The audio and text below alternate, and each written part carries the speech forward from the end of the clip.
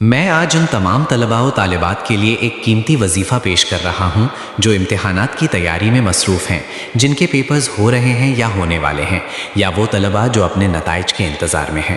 ان تمام حالات میں اگر آپ یہ عمل اختیار کریں گے تو انشاءاللہ آپ کو اللہ کی مدد فوری طور پر محسوس ہوگی اور کامیابی آپ کا مقدر بنے گی۔ بہت سے طلباء و طالبات مجھ سے رابطہ کرتے ہیں اور پوچھتے ہیں کہ ایسا کوئی وظیفہ بتایا جائے جس سے سبق جلد یاد ہو جائے، حافظہ مضبوط ہو جائے اور پیپر کے دوران معلومات یاد رہیں۔ یاد رکھیں، جو محنت کرتا ہے وہی کامیاب ہوتا ہے، چاہے تعلیم دینی ہو یا دنیاوی، مدرسہ ہو یا اسکول و کالج۔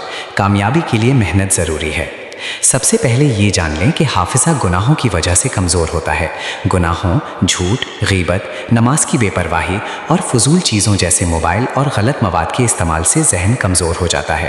اس لیے سب سے پہلی کوشش یہ ہونی چاہیے کہ انسان اپنے اعمال درست کرے اور نماز کی پابندی کرے۔ مطالعہ کا صحیح وقت بھی بہت اہم ہے۔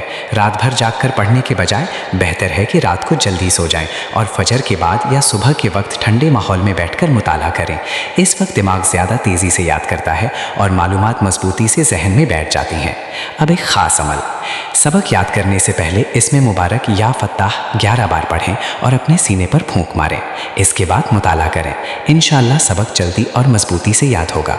امتحان میں جانے سے پہلے یا فتح 70 بار پڑھ کر اپنے سینے پر دم کریں اور اللہ سے کامیابی کی دعا کریں۔ امتحان لکھنے سے پہلے قلم پکڑ کر آنکھیں بند کریں، ایک بار یا فتح پڑھ کر اپنے سینے اور قلم پر دم کریں، پھر لکھنا شروع کریں۔ انشاءاللہ آپ کو سوالات کے جوابات یاد آئیں گے اور کامیابی نصیب ہوگی۔ امتحان کے بعد بھی 11 دن تک روزانہ یا فتح 70 بار پڑھ کر دعا کریں۔ اس عمل کے ساتھ اللہ سے مسلسل دعا کرتے رہیں، انشاءاللہ آپ کی محنت رنگ لائے گی، حافظہ مضبوط ہوگا اور کامیابی آپ کے قدم چومے گی۔ اللہ تعالیٰ آپ کو علم، کامیابی اور ترقی عطا فرمائے، آمین۔